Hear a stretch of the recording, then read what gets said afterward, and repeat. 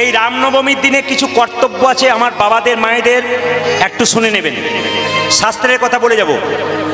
এই যে আগামী 23শে চৈত্র রামনবমীর দিনে প্রত্যেকটি মায়ের কর্তব্য হবে সকালবেলায় সূর্য ওঠার আগে স্নান করা।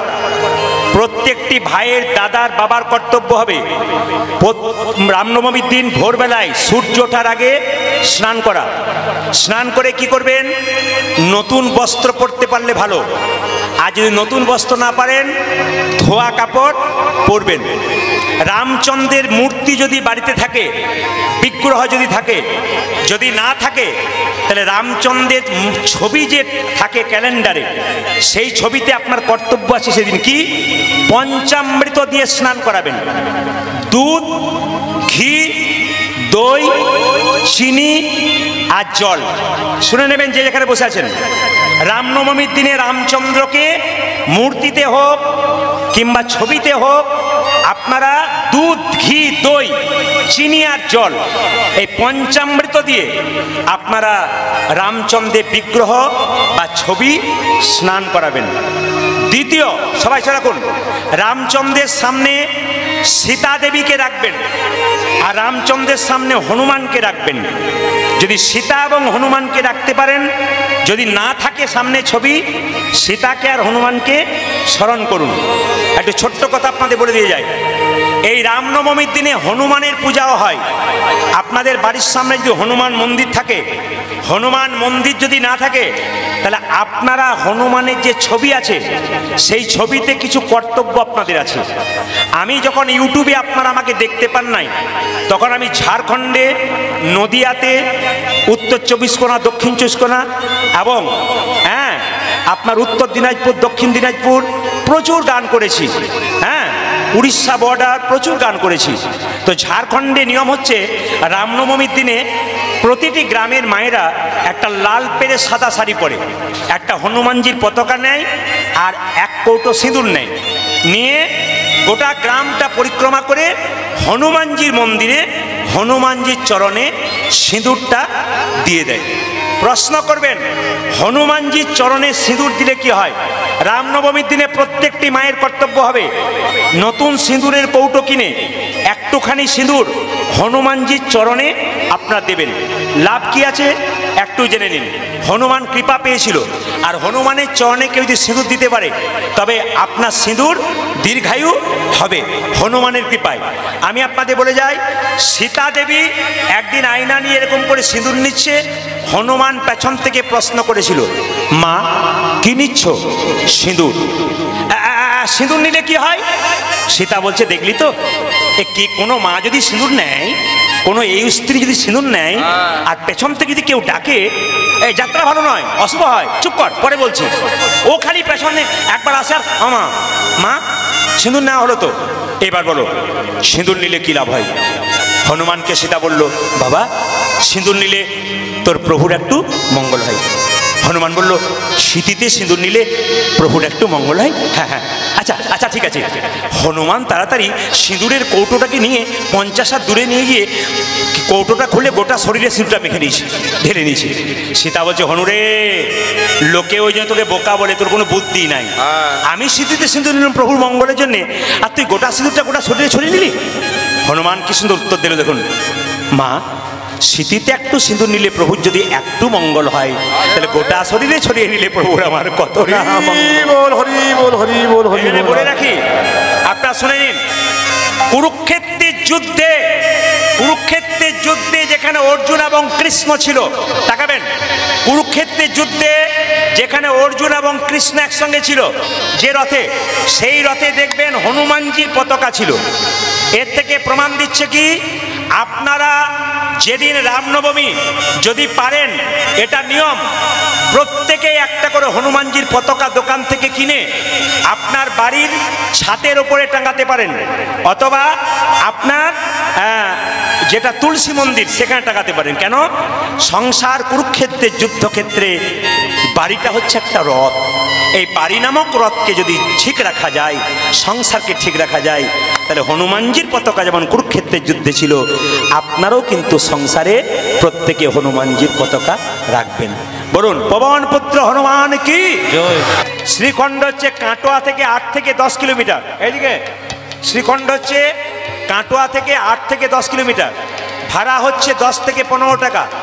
যে যেখানে বসে আছেন, আমি আগেই বললাম দান দিতে গিয়ে কেউ ছটফট করবেন না, কান ঠিক রাখবেন। শ্রীখণ্ড যেতে গেলে আপনাদের কাটোয়া থেকে মাত্র 8 থেকে 10 কিলোমিটার, ভাড়া হচ্ছে 10 থেকে 15 টাকা। আপনারা শ্রীখণ্ডের গোপীনাথকে দেখবেন। ভারতবর্ষে এত মন্দির আছে, সব মন্দিরে ভগবানের হাতে বাঁশি আছে, কিন্তু আশ্চর্যের ব্যাপার শ্রীখণ্ডের গোপীনাথের মন্দিরে আপনারা শুধু নাড়ু দেখতে পাবেন হাতে। আবার নাড়ুটা গোটা নয়, আবার অর্ধেকটা, আবার আসল নাড়ু নয়। হ্যাঁ, কমিটির ভাইয়েরা বাতাসা এনেছেন, আপনারা সবাই দর্শন করুন, আগে জেনে নিন। আবার গোটা নাড়ু কিন্তু বাড়িতে সরস্বতী পুজো ছিল। কি পুজো ছিল যদি বলুন? আমি মাঝে জিজ্ঞেস করবো। সরস্বতী পুজো।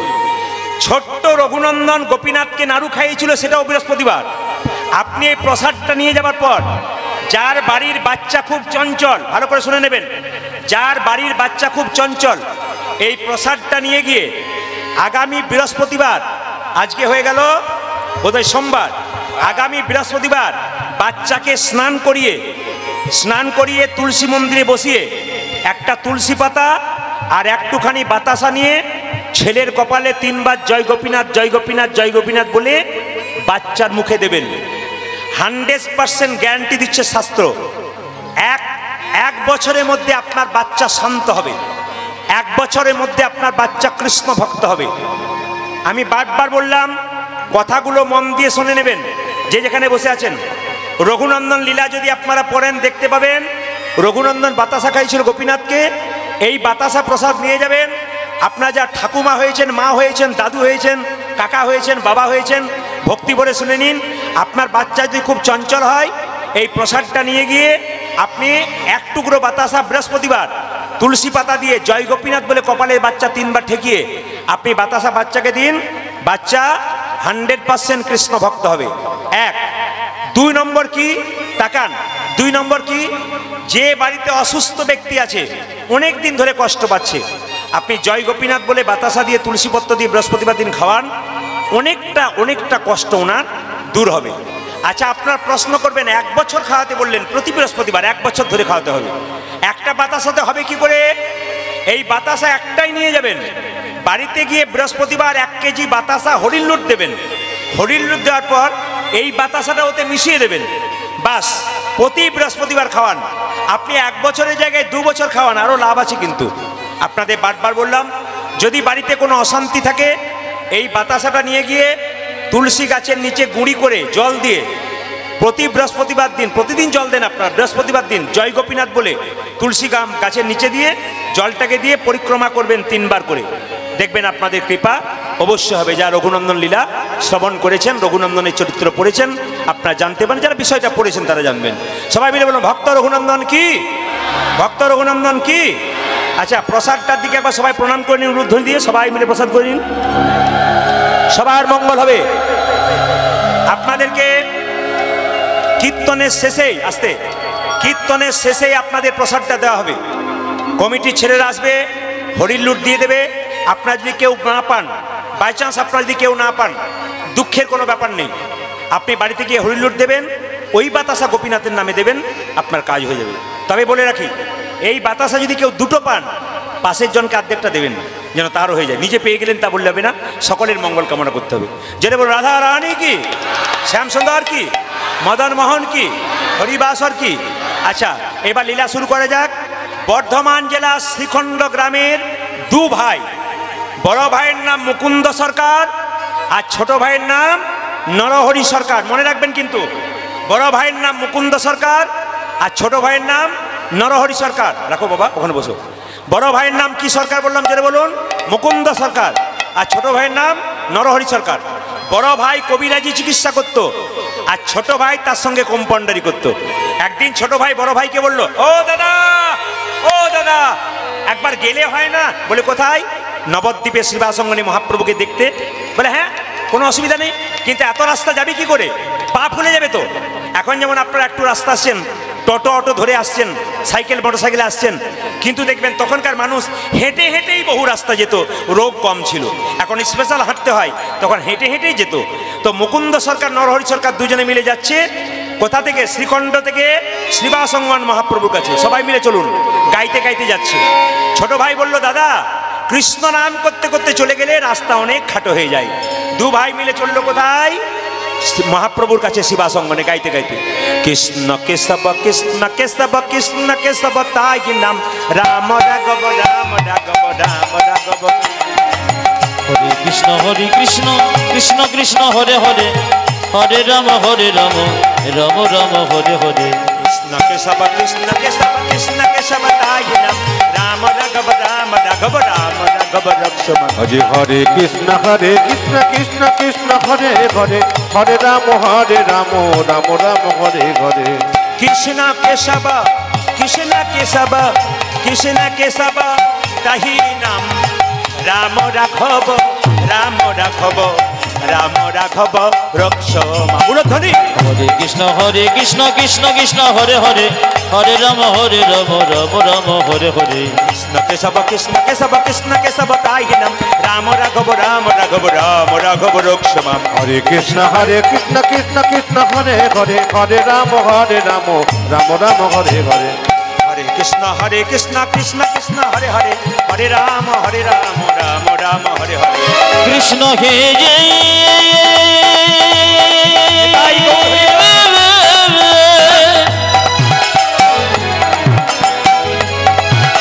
চলুন। কৃষ্ণ হে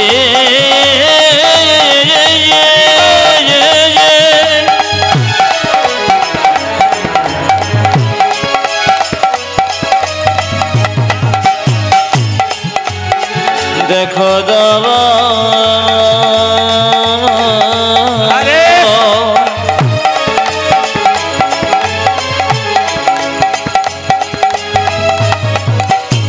কৃষ্ণ কৃষ্ণ হে কৃষ্ণ কৃষ্ণ হে কৃষ্ণ হে।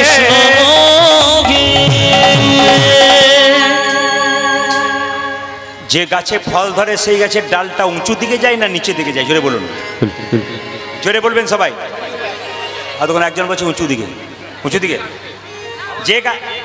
যে গাছের ডালে ফল থাকে সেই ডালটা নিচের দিকে যায়, এইদিকে।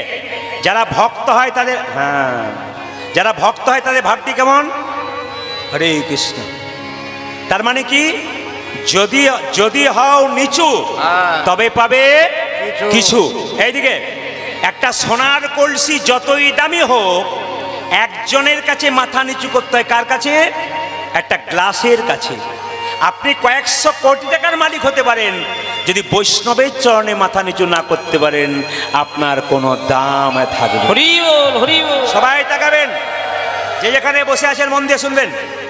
মুকুন্দ সরকার নরহরি সরকার এদিকে তাকাবেন, চুপচাপ দাঁড়িয়ে আছে এরকম করে। ভক্ত যদি কাইমনে কোনো বাঞ্ছা করে, ভগবানের সাধ্য নাই সেই বাঞ্ছা নেই পড়ে। মায়েরা, একই কথা মন্দিরে বারবার বলুন, ভগবান আপনার কথা শুনবে। যে লোকটা বাড়িতে ঘুমাচ্ছে, কোনো মতেই জাগছে না, ও যদি কবির ঘুম হয়, আপনি দরজায় বারবার ধাক্কা দিন, এক সময় সে জাগবে। ভগবানের নামে বারবার ধ্বনি করুন, ভগবান এক সময় জাগবেই, আর ভগবান এক সময় আসবেই। যদি ডাকার মতো ডাক হয়, ভগবান আসবে। মায়েরা, মুকুন্দ সরকার নরহরি সরকার যখন দুজন দাঁড়িয়ে আছে, দু ভাই মিলে মহাপ্রভুকে দেখবে বলে, মহাপ্রভু শিবাসকে, শিবাস বলে কি, এ দু ভাই আমার কাছে এসছে আমাকে দেখা দেবার জন্যে, দেখা করবার জন্যে, আমাকে দেখবে। তা কাজ করো, চলো সুরধ্বনি তীর দিয়ে একটু নাচতে নাচতে চলে যাই, ওরা দু ভাই আমাকে দর্শন করুক। মায়েরা, এই মুকুন্দ সরকার নরহরি সরকার কথা শুনবেন আপনারা। এরা কিন্তু মুকুন্দ সরকার কবিরাজ ছিল, আর তার ভাই কম্পাউন্ডার ছিল। মহাপ্রভু যাচ্ছে কীর্তন করতে করতে, আর দু ভাই মিলে মুকুন্দ সরকার নরহরি সরকার দেখছে মহাপ্রভুকে। কিভাবে মহাপ্রভু যাচ্ছে দেখুন।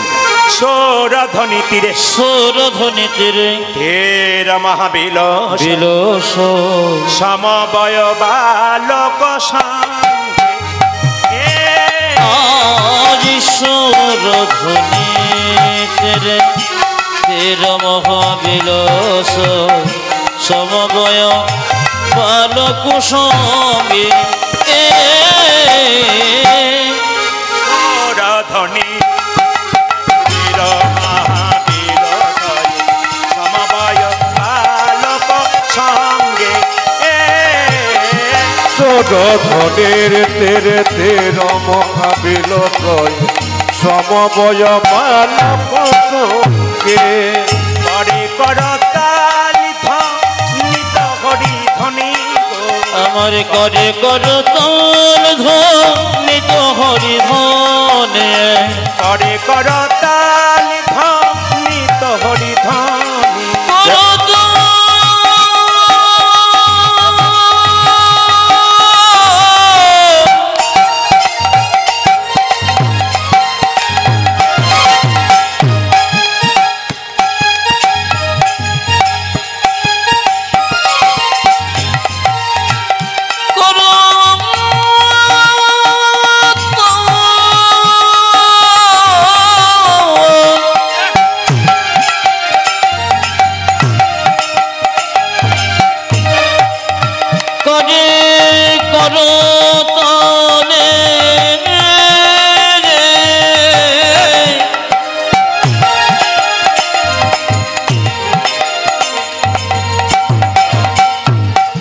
করে করত বাবা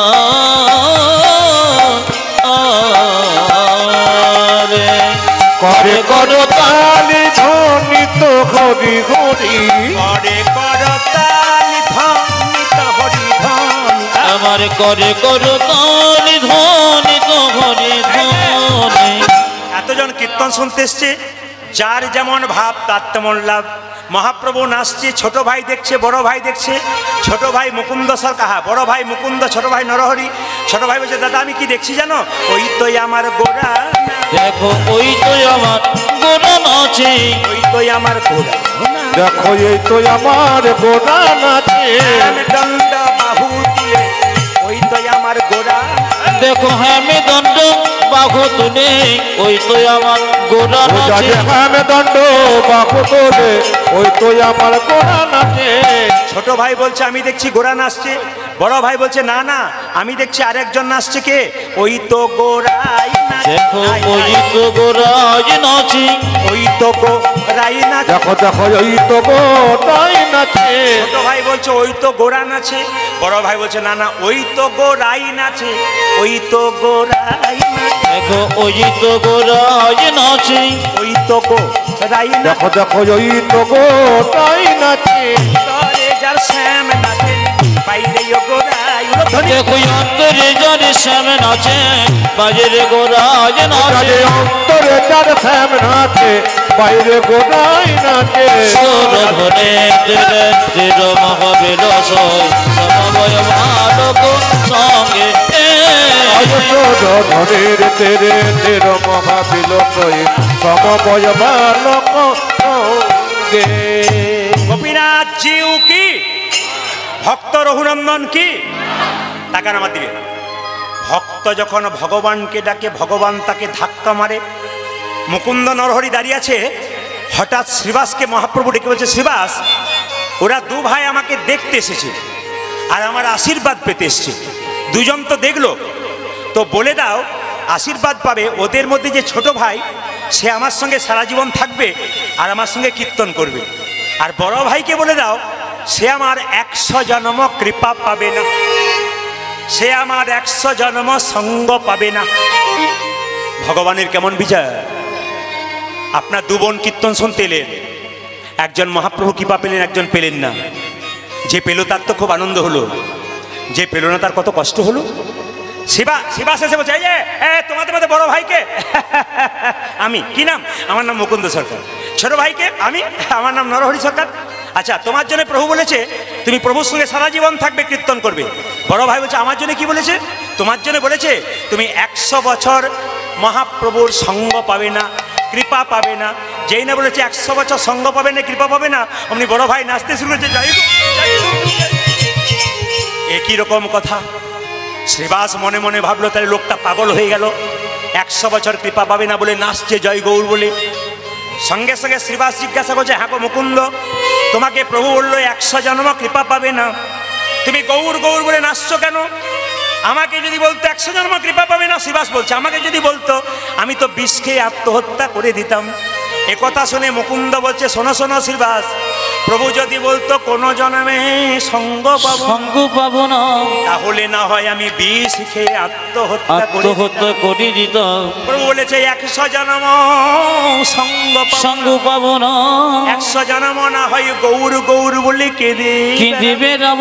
যখন 100 জন্ম পেরিয়ে যাবি, 101 জন্মে প্রভুর সঙ্গ, 101 জন্মে প্রভু সঙ্গ পাবো, 1 জন্মে প্রভু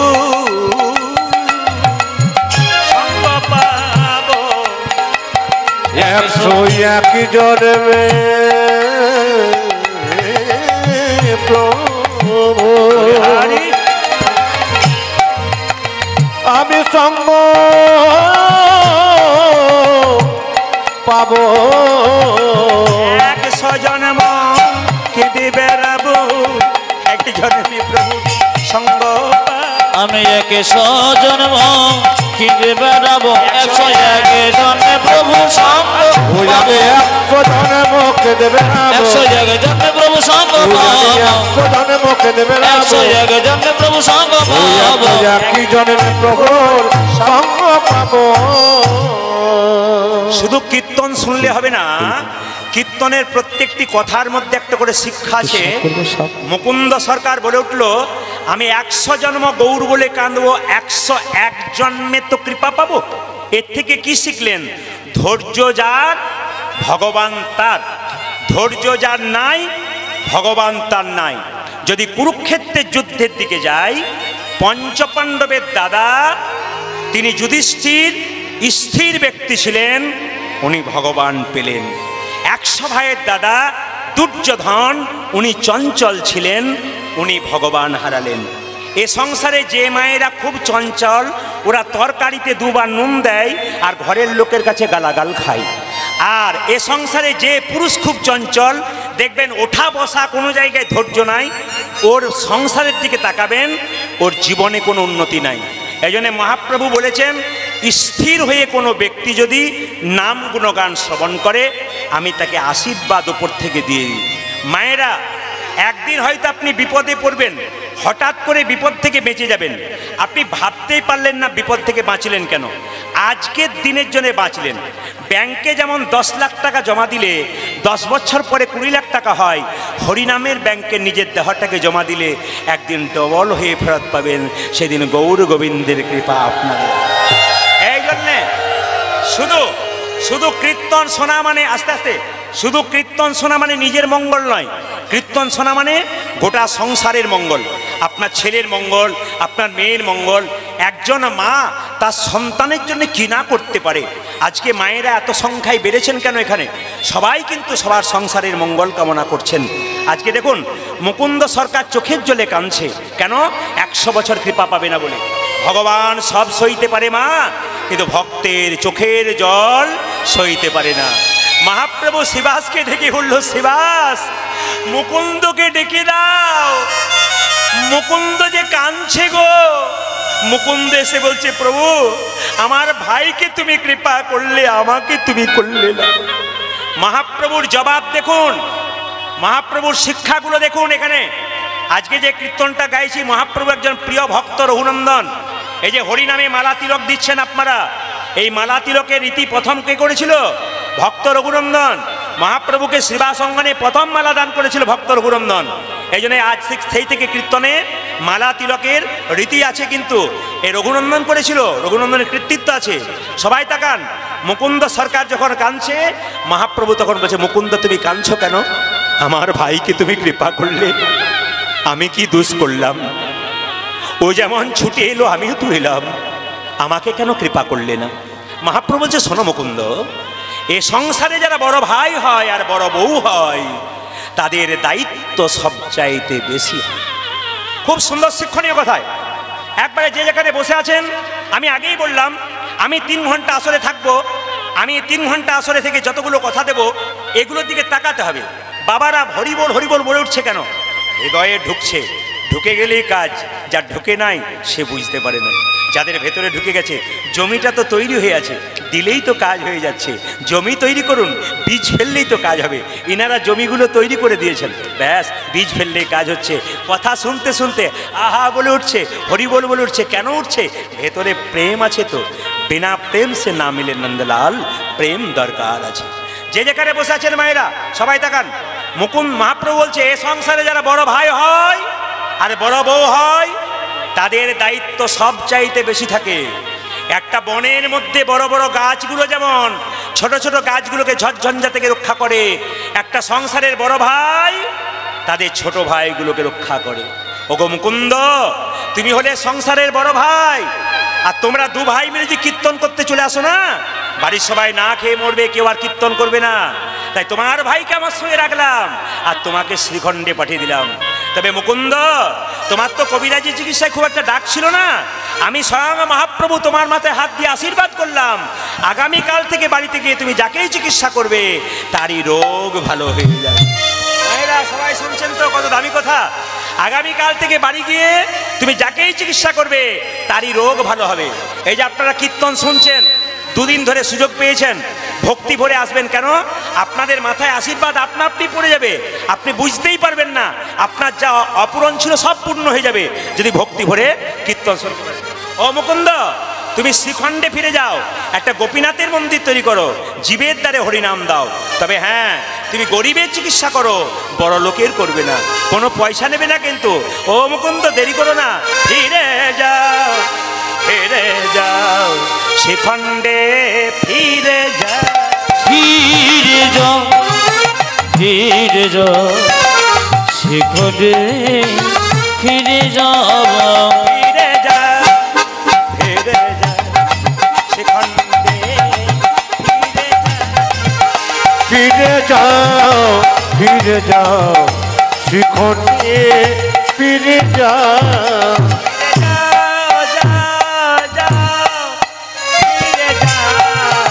ফিরে যাও, যাও যাও, ফিরে যাও, ফিরে যাও, যাও, যাও, ফিরে যাও, ফিরে যাও।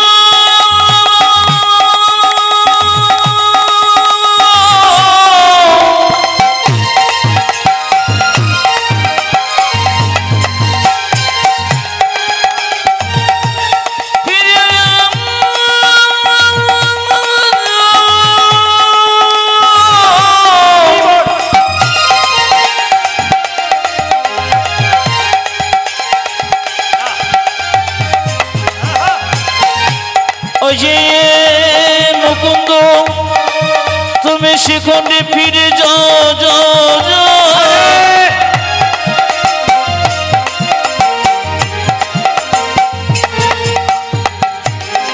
মুকুন্দ ফিরে যাও, ফিরে যাও, ফিরে যাও, শ্রীখণ্ডে ফিরে যাও।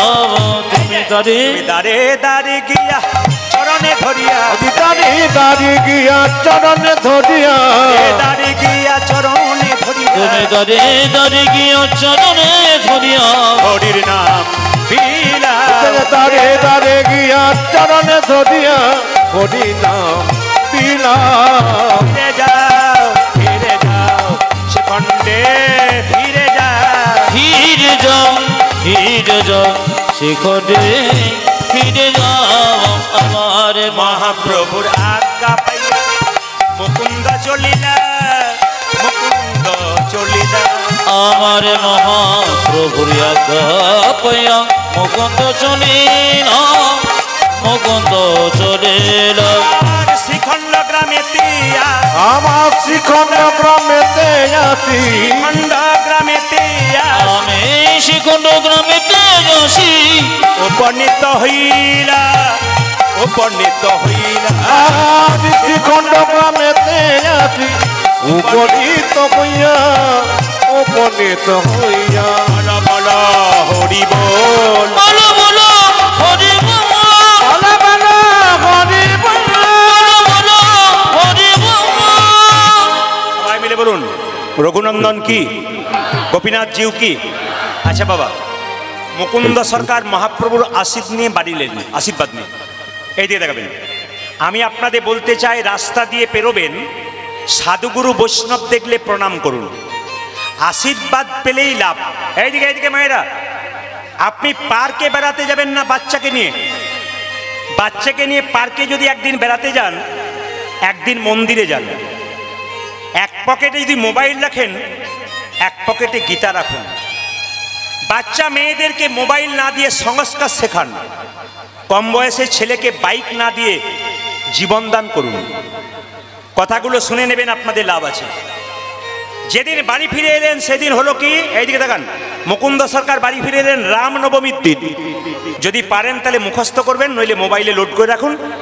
আমি যখন ঝাড়খণ্ডে গাইছিলাম, ঝাড়খণ্ডে আমি ছিলাম, একজন নবদ্বীপের ভক্ত, বড় বৈষ্ণব, উনি চলে গেছেন, দেহ রেখেছেন। আজ থেকে 10 বছর আগে আমাকে বলেছেন, বাবা প্রদীপ শোনো একটা কথা। বলে কি, এই 2 লাইন রামনবমীর জন্যে মায়েরা যদি গাইতে পারে, বাবারা গাইতে পারে, খুব উপকার। বললাম কি গান বাবা? বলছে বেশি দেবো না, 2 লাইন দেবো, তুমি সবার সামনে বলো। তো সেই বাবাকে স্মরণ করে 2 লাইন গাইবো। আপনার সবাই একটু হাত তুলুন, হনুমানজির গান, সবাই হাত তুলুন একসঙ্গে, সবাই মিলে একসঙ্গে হাত তুলুন, যে যেখানে আছে। তালি তালি তালি,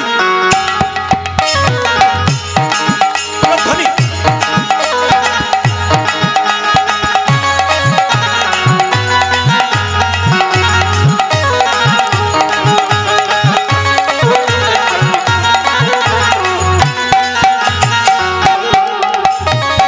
সবাই মিলে তালি।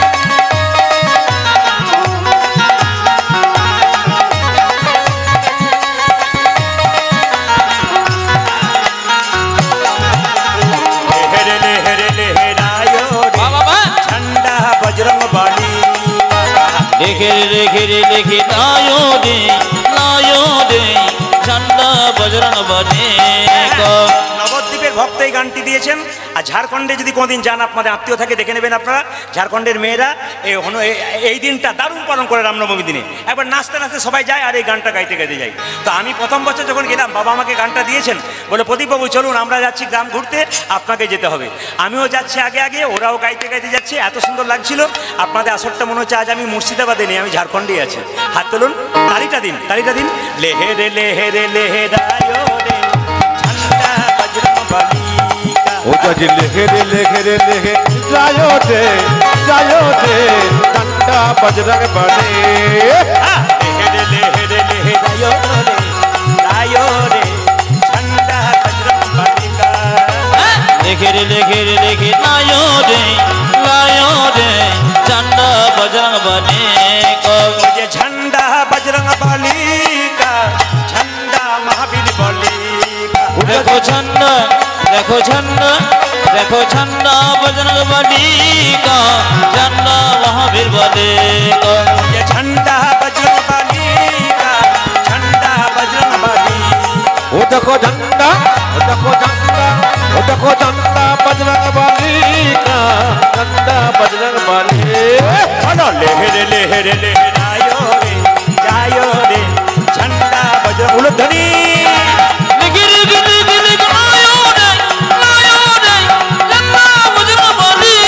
ও যাজি লেহে রায়ো দে ঝান্ডা বজরং বলি কা। লেখে লায়ো দে ঝান্ডা বজরং বলি। ঝান্ডা বজরং বলি কা, ঝান্ডা বজরং বলি। ঝান্ডা বজরং বলি কা। बोलिए श्री रामचंद्र भगवान की জয়। वाह, दारुण दारुण। बोलिए श्री पवन पुत्र हनुमान की जय। बोलिए श्री रामचंद्र भगवान की बोलिए सीता माता की बोलिए दशरथ जी की बोलिए भक्त वृंद की बोलिए साधु गुरु वैष्णव की। प्रेमानंद निताय गौर हरि हरि। হরি আচ্ছা, এবার দেখুন, তাহলে মুকুন্দ সরকার বাড়ি এলে একটা গোপীনাথের মন্দির তৈরি করলো এবং চিকিৎসা করতে শুরু করলো। বাবা কিছু মনে করবেন না, আপনারা অ্যাপেলো চেন্নাই যদি কেউ যান চিকিৎসা করাতে, আমার কথাটা মিলিয়ে নেবেন যে যেখানে বসে আছেন। অ্যাপেলো চেন্নাই চিকিৎসা করাতে যাবেন, বড় বড় ডাক্তারবাবুরা লন্ডন ফেরত ডাক্তার, আমেরিকা ফেরত ডাক্তার, যে যে ধর্মের মানুষ সেই ধর্মের দেবতাকে টেবিলে রেখেছে। এত বড় বড় ডাক্তাররা ভগবানকে বিশ্বাস করতে পারলো, আর লজ্জার বিষয় আমাদের একটু MA পাস করতে চাকরি পেয়ে গেলে আর ভগবানকে বিশ্বাস করলো। সবাই তাকাবেন যে যেখানে আছেন।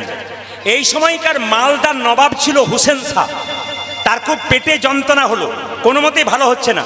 একজন বলল, নবাব তোমার পেটের যন্ত্রণা ভালো হতে পারে, তুমি যদি শ্রীখণ্ডে মুকুন্দ সরকারের কাছে যেতে পারো। তখন সঙ্গে সঙ্গে বললো, হ্যাঁ আমি যাবো, কোনো অসুবিধা নেই। লোকে বলল, শোনো, তোমাকে কিন্তু ওই ফকির সেজে যেতে হবে, নবাব সেজে গেলে কিন্তু তোমার চিকিৎসা হবে না। কেন? ও শর্ত আছে, ও বড় লোকের চিকিৎসা করে না, ও গরিবের চিকিৎসা করে। মায়েরা, এত বড় বাংলার নবাব হুসেন শাহ হুসেন ফকির সেজে আসছে কোথায়? মুকুন্দ সরকারের বাড়ি। সবাই তাকান। আস্তে আস্তে যেই না শ্রীখণ্ডে প্রবেশ করেছে, মুকুন্দ সরকারের বাড়ি কোনটা? অনেকে বলল, ওই যে দেখতে পাচ্ছ মন্দিরের চূড়া, লক্ষ্য করে চলে যাও, ওটা। একজন বলল, না না, ওখানে কীর্তনে ধ্বনি হচ্ছে, ওটা ওনার বাড়ি। একজন বলল, না না, দেখবে প্রচুর লোক লাইন দিয়ে দাঁড়িয়ে আছে, ওটা মুকুন্দ সরকারের বাড়ি, তুমি চলে যাও, দেখবে তোমার চিকিৎসা হবে। মায়েরা, এত বড় বাংলার নবাব ফকির সেজে এসেছে, কেউ চিনতে পারে নাই। দেখলো প্রচুর লোক লাইন দিয়ে দাঁড়িয়ে আছে, এসে বললো, বাবা এই যে আমি খুব বয়স্ক মানুষ, আমাকে একটু জায়গা করে দাও তো। যখন জায়গা করে দিল সবার আগে, সবাই ভাবলো খুব বয়স্ক লোক, একটু আগে দাঁড় করতে দিই। যেই না নবাবকে দাঁড় করতে দিয়েছে, চিনতে পারে নাই কেউ, ফকির সেজে দাঁড়িয়ে আছে। আপনি নবাব দেখছে, বাহ মুকুন্দ, সকালবেলায় ঘুম থেকে উঠে তুমি গোপীনাথের পুজো করছো, তারপর তুমি চিকিৎসা করছো। এর থেকে বুঝতে পারলাম তোমার চিকিৎসা কেন ভালো হয়। এই জগতে কেউ যদি সকালবেলায় ভগবানকে ডেকে তার সমস্ত কাজ শুরু করে, তার কাজ ভালো হবে, তার প্রমাণ তুমি দেখাচ্ছ। বাংলার নবাব তো জ্ঞানী মানুষ, তো খুব ভালো মানুষ, তিনি চিন্তা করছেন। মুকুন্দ তখন গাইছে গোপীনাথের মন্দিরে, প্রভু তুমি আমাকে টাকা দাওনি, সোনার মন্দির দেবো করে দেবো। তুমি আমাকে ধন দাওনি, সোনার মন্দির তৈরি করে দেবো। তবে আমাকে টাকা পয়সা না দিলে কি হবে? আমার মন মন্দিরে তোমাকে রাখবো। এত বড় বাংলার নবাব হুসেন শাহ দেখছে ফকির সেজে, আর মুকুন্দ সরকার গাইছে, প্রভু টাকা পয়সা না এবার দিলে মন মন্দির আমি তোমাকে রাখবো। আমার মন, ওই আমার মন, আমার মন মন্দিরে তুমি মদন মোহন দাঁড়াবে গো আসি। ওই আমার মন মন্দিরে মদন মোহন দাঁড়াবে গো আসি, ডাকি মন মন্দিরে মদন মোহন দাঁড়াবে গো আসি ডাকিয়া। ওই আমার মন মন্দিরে মদন মোহন দাঁড়াবে গুয়াছি ডাকিয়া। কাঁদিয়া কাঁদিয়া তব নাম লইয়া, আমি কাঁদিয়া কাঁদিয়া তব নাম লইয়া, কাঁদিয়া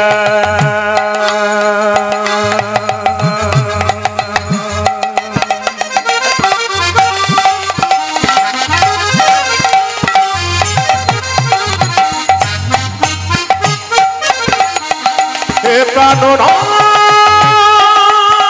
টাকার মতো ডাকতে হবে, ভগবান আসবে।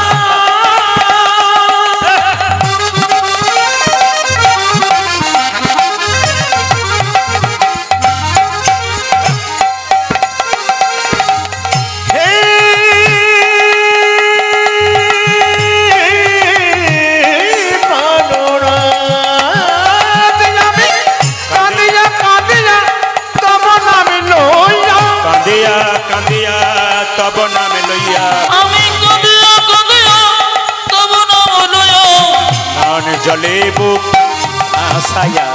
আমি কাঁদিয়া কাঁদিয়া তব নামে লইয়া, নয়ন জলে বুক ভাসায়া। আমার মন মন্দিরে মদন মোহন দাঁড়াবে গো আসি ডাকিয়া। আমার মন মন্দিরে মদন মোহন দাঁড়াবে গো আসি, ডাকি আজ দাঁড়াবে গুয়াছি ডাকিয়া। দাঁড়াবে গো আসি, ডাকি ওই আমার দাঁড়াবে গুয়াছি ডাকিয়া। আপনাকে ডাকছি, চশমা পরে আপনাকে ডাকছি, আপনি উঠুন, আপনাকে ডাকছি।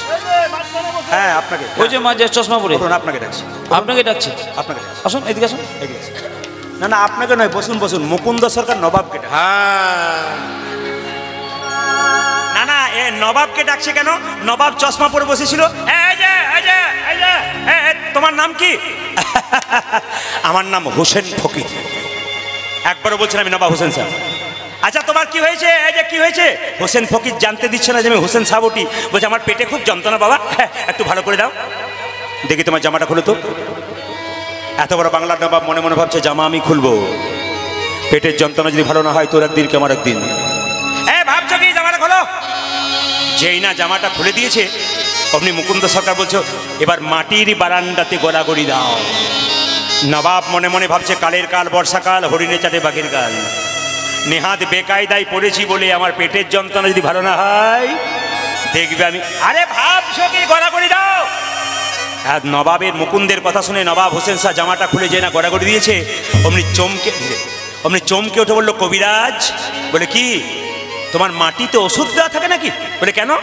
যেই না গড়াগড়ি দিলাম অর্ধেকটা পেটের রোগ আমার ভালো হয়ে গেল। মুকুন্দ সরকার বলছে এ সবাইকে দিতে দিতে এক আধটু পড়ে যাই, তোমার হয়তো কাজে লেগে গেছে। আসলে তা নয়, তা নয়। কি? ভক্তপদ ধুলিয়া রে ভক্তপদ জল, ভক্তপদ ভক্ত ভক্ত শেষ হয় তিনি মহাবল। তিনি মহাবল। সবাই শুনে রাখুন, এত এত অগণিত ভক্ত কীর্তন শুনছেন, জনস্রোত বয়ে দিয়েছেন আজকে আপনারা, জনসমুদ্র বয়ে দিয়েছেন আসরে। আপনারা সবাই শুনে নিন, যে যেখানে বসে আছেন মন দিয়ে শুনবেন। বলছে কোনো কীর্তনে আসরে গেলে কীর্তনের শেষে একটু ধুলোতে গড়াগড়ি দিতে হয়। একটা প্রমাণ দেখুন, আমি হুগলি জেলাতে বেশ কয়েকদিন আগে এক জায়গায় গান করছিলাম, তো তিনজন কলকাতার মেয়ে, তাকাবেন, তিনটে গোপালকে কোলে নিয়ে কীর্তন শুনতে এসছে। সবাই মন দিয়ে শুনবেন। তিনজন সামনে বসে আছে, কীর্তন শেষ হয়ে গেল, সবাই প্রণাম করে উঠে চলে যাচ্ছে, আর তিনটে মেয়ে দিব্যি গড়াগড়ি দিচ্ছে। একজনকে জিজ্ঞেস করলাম আপনার শাড়িটা নোংরা হয়ে যাচ্ছে না, ধুলাই গড়াগড়ি দিচ্ছেন? উনি বলে উঠলেন আপনি তো কীর্তনে বলেছেন স্বামীর যদি 4টে কাপড়ের দোকান থাকে শ্মশানের চিতাতে শুয়ে দিলে একটাও কাপড় কিন্তু শ্মশানের চিতাতে দেবে না। যদি তাই হয় কাপড়ে কি দাম আছে দাদা? বাহ! আমি বললাম আপনি কি করেন? শুনলে চমকে যাবেন। উনি যা বললেন, উনি বললেন আমি কলকাতার কোন একটা কলেজের প্রফেসর। সবাই তাকান। উনি বললেন আমি কলকাতার কোন একটা কলেজের প্রফেসর, অধ্যাপিকা। আমি বললাম আপনি যদি আমার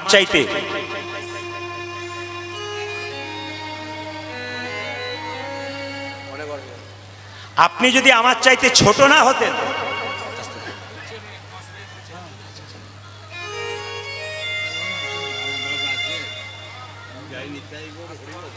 আমি ভেবেছিলাম যে আপনাদের এলাকাতে বোধহয় নাই,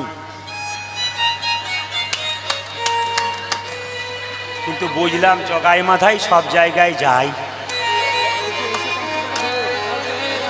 সব জায়গায়।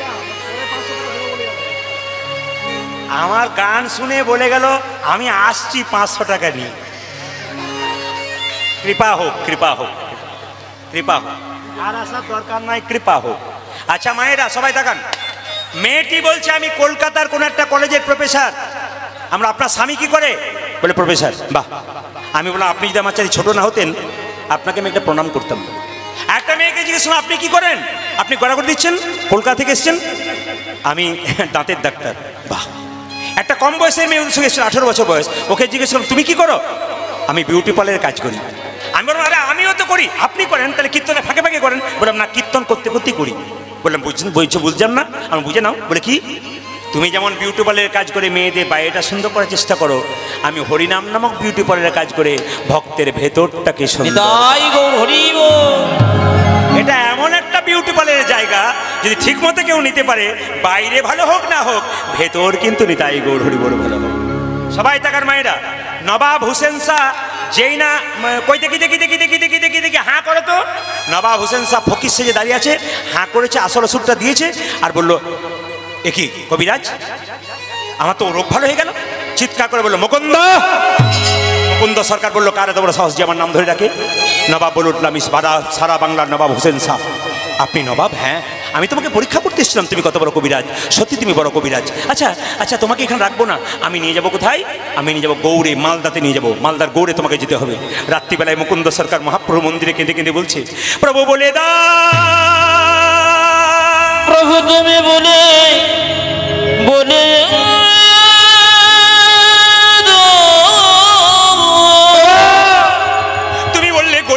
চিকিৎসা করতে, হরিনাম করতে আমি মুসলমানের বাড়ি কেমন করে যাব?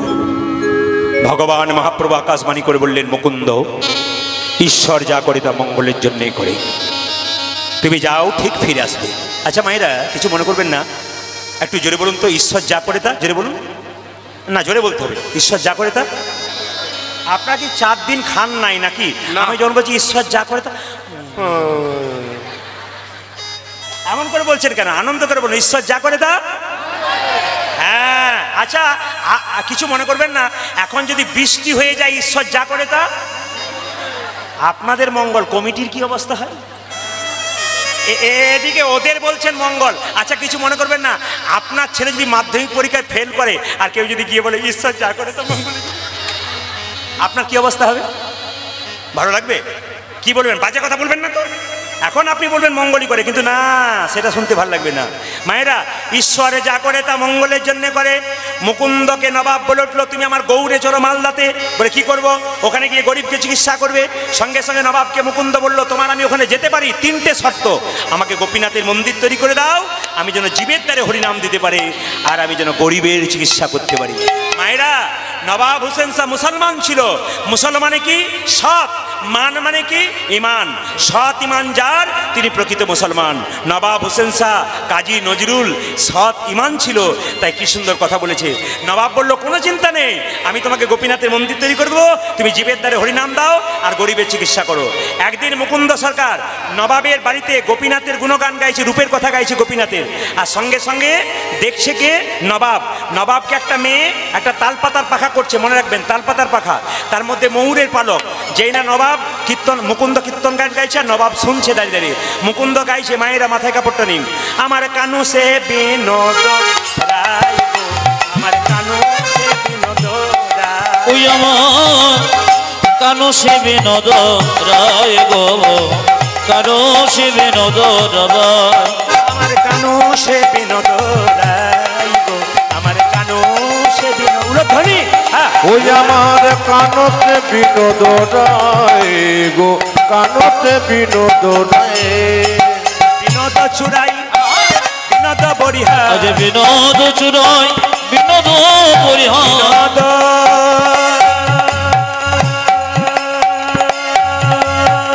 ধ্বনি।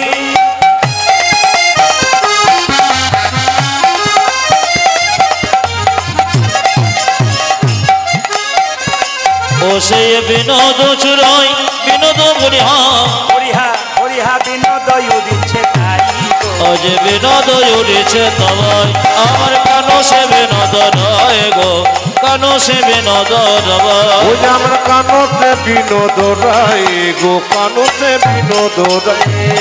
সবাই দর্শন করবেন। ও তার বিনোদ ললাটে বিনোদ তিলক, বিনোদ বিনোদ সাজে, ও তার বিনোদ লোলাটে বিনোদ তিলক, বিনোদ বিনোদ সাজে, বিনোদ ললাটে বিনোদ তিলক, বিনোদ বিনোদ সাজে, ও তার বিনোদ ললাটে বিনোদ তিলক, বিনোদ বিনোদ সাজে, বিনোদয় ধরে বিনোদ মুরলী, বিনোদয় ধরে বিনোদ মুরলী, বিনোদয় ধরে বিনোদ মুরলী, বিনোদয় ধরে বিনোদ মুরলী, বিনোদ বিনোদ বাজে গো, আজ বিনোদ বিনোদ বাজে, আমার কানো সে বিনোদ রায় গো, কানো সে বিনোদ রায়, আমার কানো সে বিনোদ রায়, আজ কানো সে বিনোদ রায়। যারা আসেন তারা হরিবাসরে এখন এসেন না, এখন এসেন না। কাউকে প্রণাম করার জন্য শিখলটাতে পা পেয়ে যাবে, শিখলে পা পেয়ে যাবে। আমি বারবার বলবো, আপনার এখানে একজন কমিটির বসুন, কাউকে পয়সা দিতে আসার দরকার নেই, আমি আগে বললাম। মায়েরা, ও তার বিনোদ গলায় বিনোদ মালা, বিনোদ বিনোদ দোলে, আজ বিনোদ গলায় বিনোদ মালা, বিনোদ বিনোদ দোলে, বিনোদ গলায় বিনোদ মালা, বিনোদ বিনোদ দোলে, আজ বিনোদ গলায় বিনোদ মালা, বিনোদ বিনোদ দোলে, বিনোদিনী বিনোদ গাথুনি, কোন বিনোদিনী বিনোদ গাছুনি, বিনোদিনী বিনোদ ওদের গাথুনি, কোন বিনোদিনী বিনোদ আমার গাথুনি, গেথেছে বিনোদ ফুলে ও গো, গেথেছে বিনোদ ফুলে, আমার কানো সে বিনোদ রায় গো, কানো সে বিনোদ রায়, আজ কানতে বিনোদ রায় গো, কানতে বিনোদ রায়। এই কীর্তনটাতে এটা জ্ঞানের কথা আছে, যদি বলতে থাকি তাহলে সময় শেষ হয়ে যায়। একটু সংক্ষেপে বলে দিই মায়েরা। এই যে তিলক, এই যে ঘুমাচ্ছে সে শুনবেন ভালো করে, হ্যাঁ। তিলক যে আপনারা নিচ্ছেন সবাই তাকাবেন, তিলক যে আপনারা নিচ্ছেন সবাই তাকান। তিলক কিন্তু 5টা আঙ্গুলে নেওয়া যায়, সবাই তাকাবেন। একটু সংক্ষেপে বলে যাই, কালকে আবার একটু বৃহৎ বলে দেবো। তিলক 5টা আঙ্গুলে নেওয়া যায়। কোনো ব্রাহ্মণ ঠাকুর মন্দিরে পুজো করছে, আপনি বললেন একটু সিঁদুরের ফোঁটা দিয়ে দাও তো বাবা, আপনাকে কিন্তু এই আঙ্গুলে দেবে। যিনি এই আঙ্গুলে দেবেন তিনি শাস্ত্র পড়েছেন, যিনি অন্য আঙ্গুলে সিঁদুর দিচ্ছেন তিনি শাস্ত্র পড়েন নাই, পরিষ্কার কথা। দেখবেন যিনি প্রকৃত ব্রাহ্মণ হবেন তিনি পুজো করবার সময় আপনাকে কিন্তু তিলকটা দেবে যখন সিঁদুরে, সবসময় বৃদ্ধাঙ্গষ্ঠীতে। এই আঙ্গুলে তিলক আপনারা কাকে দেবেন? আপনার বাড়িতে কেউ মারা গেল, আপনার পাশের বাড়িতে কেউ মারা গেল, তার কপালে একটু তিলক করে দিতে হয়। তিলক নিলে ভালো হয়, মৃত্যুর সময় তিলক দিতে হয়। তো মায়েরা তাকান, তিলক যদি দিতে হয় তবে আপনি তর্জনী এই আঙ্গুলে তিলক দেবেন, সবাই তাকান, এই আঙ্গুলে তিলক দেবেন। আর এই আঙ্গুলে তিলক কাকে দেবেন? নিজে তিলক নেবেন। যখন নিজে তিলক নেবেন মাথায় রাখবেন সবসময় এই আঙ্গুলে তিলক, মধ্যমা, কথাগুলো শুনবেন ভালো করে, মধ্যমা। আর এই আঙ্গুলে তিলক কাকে দেবেন? এটা হচ্ছে অনামিকা।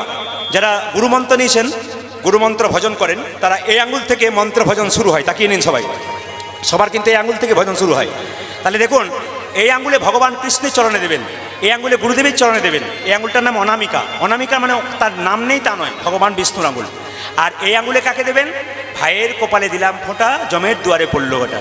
যমুনা দে জমকে ফোঁটা, আমি দিই আমার ভাইকে ফোঁটা। যমুনার ফোঁটা পেয়ে জম হলো চিরজীবী, আমার ফোঁটা পেয়ে আমার ভাই হবে দীর্ঘজীবী। এই কথা আপনারা বলবেন আঙ্গুলে। আচ্ছা বাবা, কিছু মনে করবেন না। তিলক নিতে অনেকে লজ্জা করে। যেমন আমার পাশের বাড়িতে একটা মেয়ে 25 বছরে তিলক নেয়, বাচ্চাকে নিরামিষ খায়। তো পাশের বাড়ির 5 জন মেয়ে বলে, বাবারে হারাধনের বইয়ের কি ঢং দিদি, তিলক নিয়েছে, মালা নিয়েছে, এ বোধহয় ভগবান আগেই না। এটাই তো আমাদের লজ্জা। অন্যান্য জাতির মানুষ ধর্ম করলে তার পেছনে 5 জন ছুটে যায়, তুই করে যা, কিছু বললে আমাকে বলবি, দেখে নেবো মজা। কিন্তু আমাদের সবচাইতে লজ্জার ব্যাপার, আপনি হরিনাম করবেন তো আপনার পেছনে 5 জন লেগে যাবে যাতে আপনি করতে না পারেন। আমার পাশের বাড়িতে মেয়েটি নিরামিষ খায় বাচ্চাকে, 5টা মেয়ে বরাবরি করছে, দিদি তোমার ছেলে দেখবে দুর্বল হয়ে যাবে। তখন মেয়েটি বলছে, আমার ছেলে কি হবে না হবে তোমারও তো মাথা ব্যথা কেন? সে তো আমার ছেলে, তোমার নয়। তোমারও, তার মানে কি আমিও খাই, তুইও আমার দলে আয়। এখন দেখবেন, কিছু মনে করবেন না, আপনাদের মুর্শিদাবাদে আছে কিনা জানি না, আমাদের ওদিকে আছে বাবা, মাংসের দোকান খুলেছে, আবার দরজার ওপর লিখেছে শ্রীকৃষ্ণ ব্রয়লার সেন্টার। কত লজ্জার ব্যাপার! শ্রীকৃষ্ণ ব্রয়লার সেন্টার মানে মাংসের দোকান তো কৃষ্ণকে ছাড়ে নাই আর কি। আবার তাকাবেন, যে যেখানে বসে আছেন মন দিয়ে শুনবেন, কিছু কিছু বাড়ি আছে দেখবেন বাড়ির দরজাতেই রাধাকৃষ্ণের মূর্তি এঁকে দিয়েছে। আমাকে বাড়ি ঢোকাতে গিয়ে বলছে, দাদা বাড়ি তো করলাম, এমনি এমনি করি নাই। বলে কেন? রাধাকৃষ্ণকে দরজার ওপরে রেখে দিয়েছি। বললাম খুব ভালো কথা। আমি বললাম, দাদা যখন প্রচণ্ড বৃষ্টি হয়, ঝড় হয়, পাথর হয়, আপনি কোথায় থাকেন? বলছে আমি ঘরের ভেতরে থাকি। আর রাধাকৃষ্ণ কোথায় থাকে? বলে কেন, ওপরে থাকে। যত পাথর রাধাকৃষ্ণ খাক, আর তুমি ভেতরে ঢুকে থাকো। না না, হিসাব করবেন, কথাগুলো হিসাব করবেন। আমি ভুল বলছি না ঠিক করছি, বাবারা বিচার করবেন। হ্যাঁ, এই জন্যে দেখবেন 2-4টা কীর্তনিয়ার খুব জ্বলন ধরে যায়। কেন? ইনি এই সব বলে বলে আর কি, কিছু মনে করে। কেন? আমি তো সমাজ সংস্কারের কথা বলি না। কি বলছেন বাবা? সবাই তো হাত দিচ্ছেন, তো সবাই লক্ষ্য করবেন, যে যেখানে বসে আছেন মন দিয়ে শুনে নেবেন, যে যেখানে বসে আছেন। এখন লক্ষ্য করুন, আমি দেখেছি আমাদের ওখানে একটা চাল পাওয়া যায় বস্তাতে, শ্রীকৃষ্ণ রাইস মিল। চালটা রাইস মিল বলে শ্রীকৃষ্ণ রাইস, উনি ঠিকই নাম লিখেছেন শ্রীকৃষ্ণ রাইস মিল। তো দেখছি বস্তাটা, চালটা শেষ হয়ে গেল, আর বাথরুমের দরজায় রেখেছে, বাথরুম থেকে বেরিয়ে শ্রীকৃষ্ণ রাইস মিল। না না, আমাদের কোনো জ্ঞানই নাই যে ওটা আমরা কি করছি। আমরা কত অধঃপতনে, আমাদের হুঁশ নাই। মানুষ হলাম কিন্তু হুঁশ হলো না। এই জন্য আমি বলছি, আগে হুঁশ হতে হবে সবাইকে। ধূপকাঠির প্যাকেটে রাধাকৃষ্ণের ছবি দিয়েছে, প্যাকেট শেষ হয়ে গেল, আর ধূপকাঠিটা, প্যাকেটটা নর্দমাতে পড়ে রইল কিংবা রাস্তাতে পড়ে রইল। যিনি ধূপকাঠি তৈরি করেছেন তিনি ভালো করেছেন, আমরা সম্মান রাখতে পারলাম না। তাই বারবার বলবো, যে যেখানে বসে আছেন মন দিয়ে শুনবেন কথাগুলো। এই যে দুটো খোল, শ্রীখোল, এই শ্রীখোল বাজছে তো মায়েরা, এগুলো শ্রীখোল তো। সবচাইতে লজ্জার ব্যাপার, আমরা কীর্তন করতে যাই, অনেক জায়গাতে বলে, দাদা কি ঢোলগুলো তাড়াতাড়ি নিয়ে চলুন। আমাদের হিন্দু লোক শ্রীখোল বলে না, এটা করতে আপনি পরে যাবেন, ঢোলটা আগে নিয়ে চলুন, অনেক ভিড় হয়ে গেছে, লোকগুলো সামলানো যাচ্ছে না, চলুন ঢোল নিয়ে চলুন। এরা এরা তো সাধারণ মানুষ বলতেই পারে। আমি আগে ঝাড়খণ্ডে গান করতাম, বাসে বাসে, তখন আমার গাড়ি ছিল না, প্রচুর বাড়িতে চাপ, বাসে ব্রেক মারছে আর শিখলটা একজন মাস্টারমশাইয়ের গায়ে লাগছে, আর মাস্টারমশাই বলছে, দাদা কি, ও দাদা। আমি গিয়ে বললাম কি হলো? ঢোলটা সরান। ওটা ঢোল নয়, ওটা শ্রীখোল। তখন বলছে সে যাই হোক, রাত জেগে গান করবেন আর ঢোলটা আমার গায়ে নিয়ে পড়বেন। আমার দাদা এই ঢোলটা কিন্তু আপনাদের কাজে লেগে যাবে আপনার। বলছে আমার বিয়ে হয়ে গেছে। আমি ওই বিয়েতে নয়, আর একটা বিয়ে বাকি আছে। একটা বিয়ে বাকি নয়, কোন বিয়ে বাকি আছে? বলো হরি হরি বল। বাবা লাগবে না, বলো হরি হরি বল। আবার দেখবেন বাড়ির দরজাতে, আপনাদের দেখি নাই, আমাদের ওদিকে আছে কি, প্রথমে বাড়ির দরজায় লেখা হতো পিতা মাতার আশীর্বাদ, না? তারপর আবার বাংলা ভালো শিখলাম, লিখলাম সুস্বাগতম। ইংরাজি শিখলাম, লিখলাম ওয়েলকাম। আরও ভদ্রলোক হলাম, লিখলাম কুকুর হইতে সাবধান। দেখবেন যত ভদ্র হচ্ছে তত কিন্তু আরো দূরে যাচ্ছি। আমি ছোটবেলায় কাকাবাবুর সঙ্গে কলকাতায় গেছি, বিরাট বড় বাড়ি, দরজায় লেখা আছে সাবধান, ভেতরে কুকুর। বললাম কাকা, ভেতরে যারা আছে তারা সবাই কুকুর? বলছি চুপ কর চুপ কর। বলে কেন? একটি কুকুর, বাকি সব মানুষ। যেরকম রাধা রানী কি, শ্যাম সুন্দর কি, মদন মোহন কি, মায়েরা যারা তিলক নেবেন তাদেরকে বলে রাখি, যাদের তিলক নিতে লজ্জা করে, শাস্ত্র বলল আপনি হাতে জল নেবেন, এই আঙ্গুলে করে জল তিলক করে নেবেন, কেউ দেখতে পাবে না। আপনি কি খাবেন খাবারের সঙ্গে দেখে লাভ নেই, কিন্তু স্নান করার পর প্রত্যেকটি বাচ্চাকে আপনারা একটু জল নিয়ে হরে কৃষ্ণ মহামন্ত্র বলে আপনি তিলক করেন। জল তিলক, কেউ দেখতে পেল না, কিন্তু আপনার তিলক হয়ে গেল। আগে স্কুলে ভর্তি হন, তবে তো ডাকটা পাবেন। আগে লাইনে দাঁড়ান, তবে তো ডাকটা পাবেন। আপনি লাইনে দাঁড়াবেন না, তাহলে কি হবে? তবে তো বৈষ্ণবের সঙ্গ পাবেন, তবে তো কৃপা পাবেন। সবাই লক্ষ্য করুন, কীর্তন গান গাইছে, ও তারে বিনোদ গলায় বিনোদ মালা, বিনোদ বিনোদ দোলে উলধ্বনি, ও তোর বিনোদ গলায় বিনোদ মালা, বিনোদ বিনোদ দোলে। তার বিনোদ গলায় বিনোদ মালা, বিনোদ বিনোদ দোলে। তার বিনোদ গলায় বিনোদ মালা, বিনোদ বিনোদ দোলে। উনি বিনোদিনী বিনোদ গাথুনি, কোন বিনোদিনী বিনোদ গাথুনি, বিনোদিনী বিনোদ গাথুনি, কোন বিনোদিনী বিনোদ গাথুনি। বিনোদ ফুলে গো, ওগো গীতিছে বিনোদ ফুলে, আমার কানো সে বিনোদ রায় গো, কানো সে বিনোদ রায়। ও যার কানো সে বিনোদ রায় গো, কানো সে বিনোদ রায়। বিনোদ কোটিতে বিনোদ ধতি, বিনোদ বিনোদ সাজে গো। উত্তর বিনোদ কোটিতে বিনোদ ধতি, বিনোদ বিনোদ সাজে। বিনোদ কোটিতে বিনোদ ধতি, বিনোদ বিনোদ সাজে। ও যার বিনোদ কোটিতে বিনোদ ধতি, বিনোদ বিনোদ সাজে।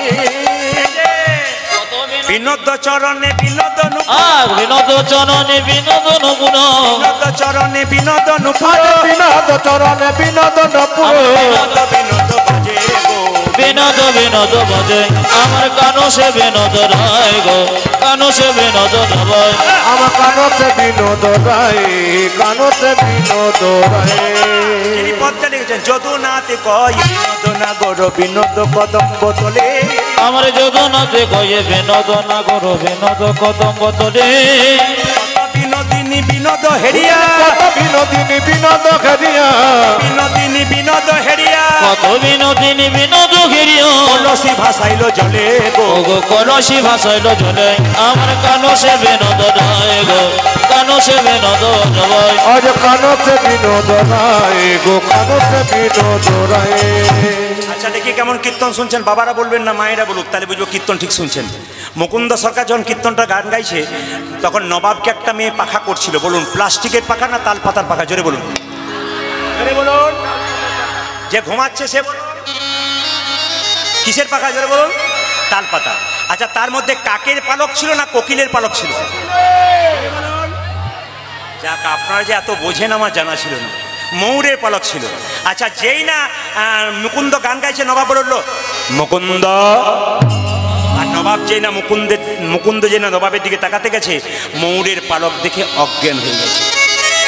আসলে কৃষ্ণ ভজন করতে করতে ময়ূরের পালকে কৃষ্ণ দেখেছে। নবাব তার চোখে মুখে জল দিয়ে বলল, মুকুন্দ তুমি অজ্ঞান হয়ে গেছিলে? হ্যাঁ। তোমার আমার পেটের যন্ত্রণা ভালো হয়ে গেছে, তুমি খুব ভালো মানুষ, তোমাকে আমি গোটা শ্রীখণ্ডটা লিখে দিলাম। ঈশ্বর যা করে তা মঙ্গলের জন্য করে। তুমি ফিরে যাও, গোপীনাথের মন্দির তৈরি করো, জীবের দ্বারে হরিনাম দাও, যাও, গোটা শ্রীখণ্ডটা তোমার নামে লিখে দিলাম। তবে নবাবের যদি কিছু হয় তুমি একদিন দেখে যেও। সবাই লক্ষ্য করুন, মুকুন্দ সরকার নবাবকে সালাম জ্বালিয়ে চলল নিজের বাড়ির দিকে। আর যেতে যেতে গাইছে, যশোদার দুলাল, যশোদারি দুলাল। এখানে যারা কীর্তন শুনছেন অপরাধ নেবেন না। এখন প্রশ্ন হচ্ছে, প্রতি জেলায় জেলায় কীর্তন কিন্তু আলাদা, প্রতি জেলায় জেলায় কীর্তন আলাদা। আপনাদের আশীর্বাদে কোন জেলাতে কি চাই, আপনাদের আশীর্বাদে আমি জানতে শিখে গেছি। মুর্শিদাবাদে প্রচুর গান হয়, নদিয়াতে প্রচুর গান হয়, কৃষ্ণলীলা গান বেশি হয়। এই যে লীলাগুলো গাইছি এগুলো ভক্ত গৌরাঙ্গ লীলা।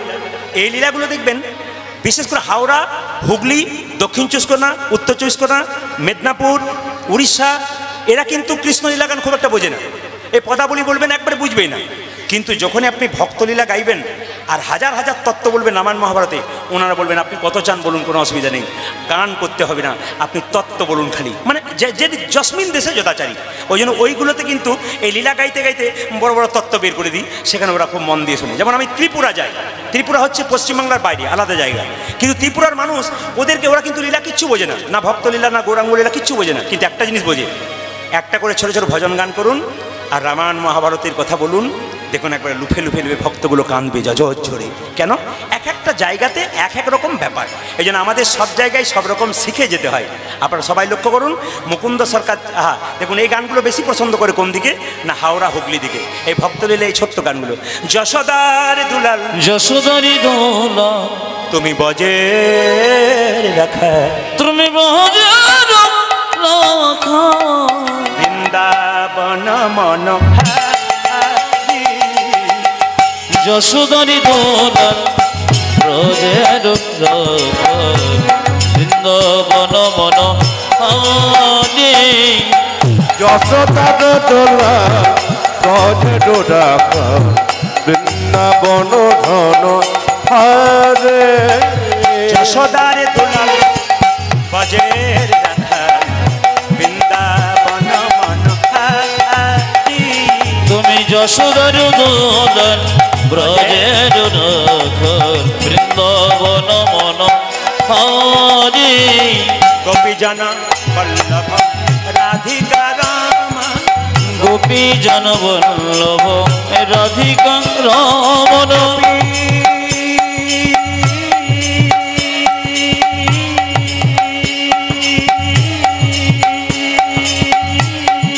উলধ্বনি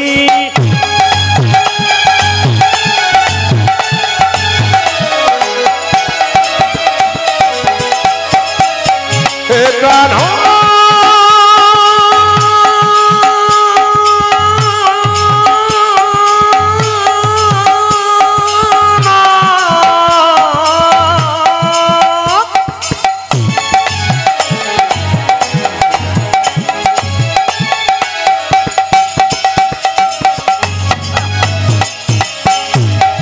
হে প্রাণ বল্লভ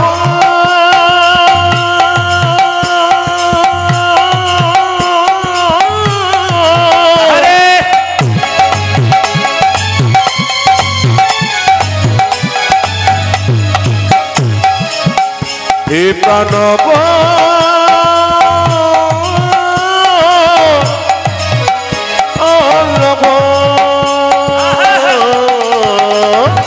গোপীজন বল্লভ রাধিকার মন, গোপীজন বল্লভ রাধিকা রাম, তুমি গোপীজন বল্লভ রাধিকা রমণ। চিত্ত পিত মনোহারি,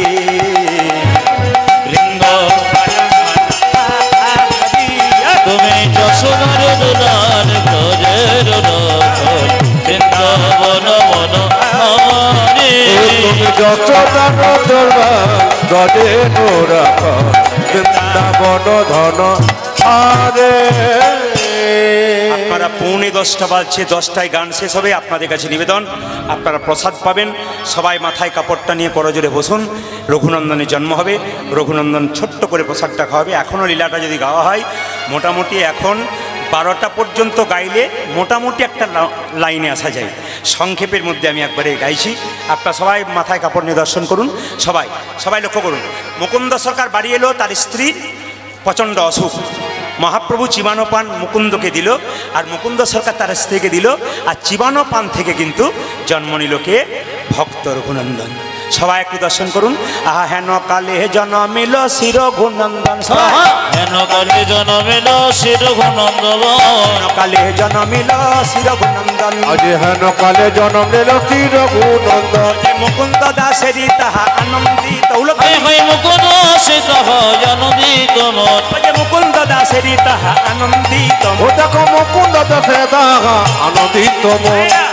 আনন্দ ধরে না, আনন্দ ধরে না, আনন্দ ধরে না না, না না আনন্দ ধরে না। মুকুন্দ দাসের মনে আনন্দ ধরে না, মুকুন্দ দাসের মনে আনন্দ ধরে না, মুকুন্দ দাসের মনে পুত্র বদন, আমার মুকুন্দ দাসের মনে প্রবদন হেরে মুকুন্দ দাসের মনে, প্রবদন আমার মুকুন্দ দাসের মনে, প্রবদন হেরে মুকুন্দ দাসের মনে আনন্দ ধরে না। আজ মুকুন্দ দাসের আজ আনন্দিত আজ মুকুন্দ দাসে আজ আনন্দিত।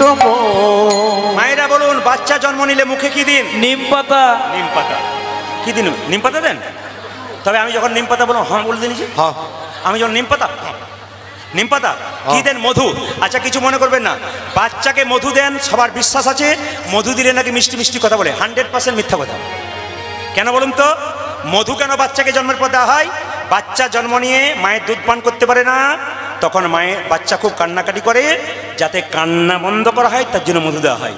কিন্তু মধুটা কখন দিলে বাচ্চা মিষ্টি কথা বলবে, আমি শাস্ত্রের রেফারেন্স দিয়ে দিই। যারা বইপত্র পড়েন, একটা বই আছে হিন্দু ধর্ম কি এবং কেন, সবাই শুনবেন। বইটার হচ্ছে হিন্দু ধর্ম কি এবং কেন, বইটার লেখক হচ্ছে লোকনাথ কবিরাজ। তাদের দুটো বইয়ের রেফারেন্স দিয়েছে। একটা বইয়ে লেখা আছে যে গভীর গৃহসূত্রকার বলে একটা বই, তাতে বলছে বাচ্চা 21 দিন পর আতুর ঘর থেকে নিয়ে যাওয়ার পর কোনো মা যদি ভক্তি ভরে একটু মুখে মধু দিয়ে ভগবানের কাছে প্রার্থনা করতে পারে, মিষ্টি মিষ্টি কথা বলে, প্রভু ছেলে মিষ্টি মিষ্টি কথা বলবে। আপনারা কি 21 দিন পর দেখেন নাই? যদি গভীর গৃহসূত্রকার শাস্ত্র ঠিক বলছে, তাহলে আপনারা এবার আগামী দিনে আপনাদের বাচ্চা বাড়িতে এলে আপনারা 21 দিন পর বাচ্চাকে স্নান করিয়ে মুখে একটু মধু দিয়ে জয় গোপীনাথ বলবেন, লাভ আছে। 2, আপনার বাচ্চার আবার পরাশর গৃহসূত্রকার বলে একটা বই আছে, তাতে বলছে যে বাচ্চার যেদিন মুখে ভাত, সেদিন বাচ্চাকে যদি আপনি একটু ওই পরমান্ন দেবার আগে একটু মধু দিয়ে বলতে পারেন, প্রভু মিষ্টি কথা বলতে পারে যেন, দেখবেন ছেলে মিষ্টি মিষ্টি কথা বলবে। আচ্ছা সরস্বতী পুজোর দিন সব দোকান বন্ধ, মধু তো নেই, কি করবে? 2 কানে শোনাইল মধুর হরিনা, 2 কানে শোনাইল মধুর হরিনাম, 2 কানে শোনাইল মধুর হরিনা, আজ 2 কানে শোনাইল মধুর হরিনাম, হরিনামে শোনালো, হরিনামে শোনালো, হরিনামে ও শোনালো, মধুর হরিনামে শোনালো। কথা শোনার আগে হরিনামে শোনা, সংসারের কথা শোনার আগে হরিনামে শোনালো, সারের কথা শোনার আগে নাম ময়দা, সংসারের কথা শোনার আগে, ময়দা হলো সংসারের কথা শোনার আগে, ময়দা হলো হরি কথা শোনার আগে, ময়দা হরি কথা শোনার আগে, ময়দা কোন হরিনামে শোনালো। আজ 2 কানে শোনাইল মধুর হরিনাম, আজ 2 কানে শোনাইল মধুর হরিনাম। বাচ্চা জন্ম নিল কি পুজোর দিনে বলেছিলাম, যেটা বলুন? কালী পুজো, কি পুজো? সরস্বতী পুজো। আচ্ছা সরস্বতী পুজোর দিনে ছেলে জন্ম নিলে কি বলি? মাস্টার হোক, ডাক্তার হোক, ইঞ্জিনিয়ার হোক। তিনি কি বললেন? আশীর্বাদে করো মা, আশীর্বাদে করো মা, আশীর্বাদে করো মা। আশীর্বাদে করো মা। ইঞ্জিনিয়ার হবে, ডাক্তার হবে না, যেন ভাগবতে পড়তে পারে, আশীর্বাদে করো। যেন ভাগবতে পড়তে পারে, আশীর্বাদে করো মা। সংকীর্তন গাইতে পারে, আশীর্বাদে করো। সংকীর্তন গাইতে পারে, আশীর্বাদে করো মা। ভাগবতে পড়তে পারে, আশীর্বাদে করো। যেন ভাগবতে পড়তে পারে, আশীর্বাদে করো মা। হরি হরি হরি বলে ভাগবতে পড়তে পারে, হরি হরি হরি যেন বলে, ভাগবতে পড়তে পারে, হরি হরি হরি নাম বলে, সংকীর্তন করতে পারে, হরি হরি হরি যেন বলে, ভাগবতে পড়তে পারে। আশীর্বাদে করো মা। 2 কানে শোনাইল মধুর হরিনাম, 2 কানে শোনাইল মধুর হরিনাম। যিনি রঘুনন্দন জন্ম নিলেন ইনি কামদেব মদন। ইনার 5টা বাণ ভগবানকে মারার চেষ্টা করেছিল। ভগবান বলল, কামদেব তুই আমার দেওয়া বাণ আমাকে মারলি, অভিশাপ দিলাম তোর মর্তকুলে জন্ম হোক। কামদেব কেঁদে কেঁদে বলে, অভিশাপ দিয়ে দিলে মর্তকুলে জন্ম হোক, আশীর্বাদ দাও যেন তোমার চরণ পাই। ভগবান বলল, তুই তো খুব চালাক রে, তুই যদি মর্তকুলে মানুষ রূপে যেতে চাস, আমাকে ভগবান রূপে যেতে হবে। আমি শ্রীখণ্ডের গোপীনাথ রূপে যাব, আর তুই রঘুনন্দন রূপে যাবি, একদিন তোর হাতে নাড়ু প্রসাদ গ্রহণ করব। তাই পদকর্তা বললেন, ওগো ব্রজের অনঙ্গ ধরিয়া অঙ্গ, আজি ব্রজের অনঙ্গ ধরে যায় অঙ্গ। এইসব ভক্ত লীলা গানে লাইনে পদাবলী আছে কিন্তু।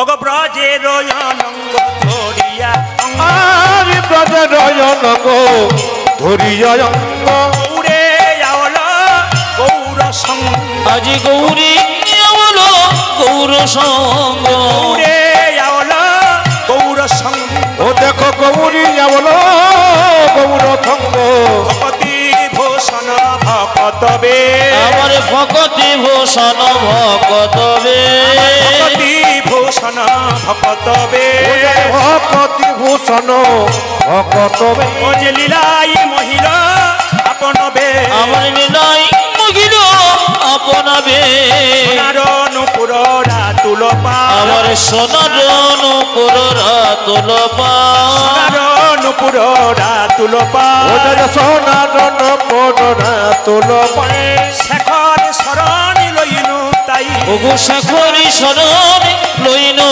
তাই শরণ নিলাম আমরা শরণ নিলাম শরণ নিলাম ওই আমরা শরণে নিলাম যে রঘুনন্দনে শ্রীচরণে শরণ নিলাম ভক্ত রঘুনন্দন শ্রীচরণে শরণে নিলাম যে রঘুনন্দনে শ্রীচরণে হরি হরি হরি ভক্ত রঘুনন্দন শ্রীচরণে হরি হরি হরি বলে রঘুনন্দন শ্রীচরণে হরি হরি হরি ওগো রঘুনন্দন শ্রীচরণে হরি হরি হরি ওগো রঘুনন্দন শ্রীচরণে শরণে নিলাম সবাইকে মাথায় কাপড়টা নিতে বললাম।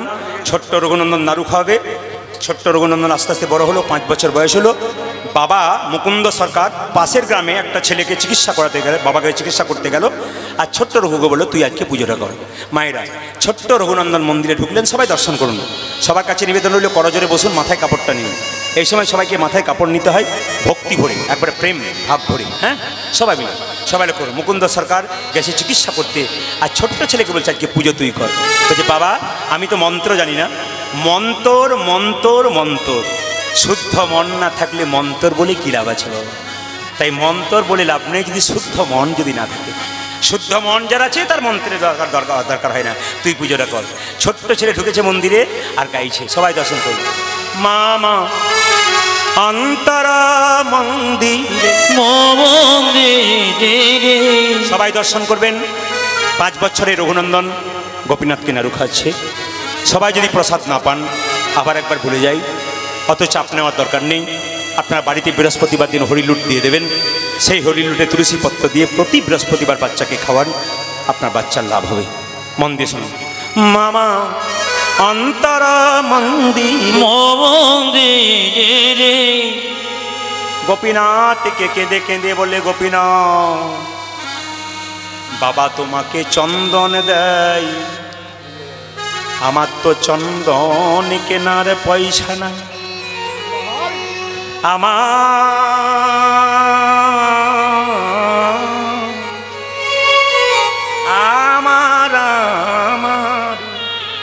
আমার তো চন্দন কেনার পয়সা নাই। বাবা তো গঙ্গা জল দেয়, আমার কাছে তো কোনো গঙ্গা জল নাই। বাবা তো তুলসী পত্র দেয়, কিন্তু আমার কাছে কোনো তুলসী পত্র নয়। চন্দন কেনার পয়সা নাই বা রইল, ভক্তি চন্দন কেউ যদি গোবিন্দের চরণে দিতে পারে, চরণে যেতে পারে, নাই বা রইল, নাই বা রইল।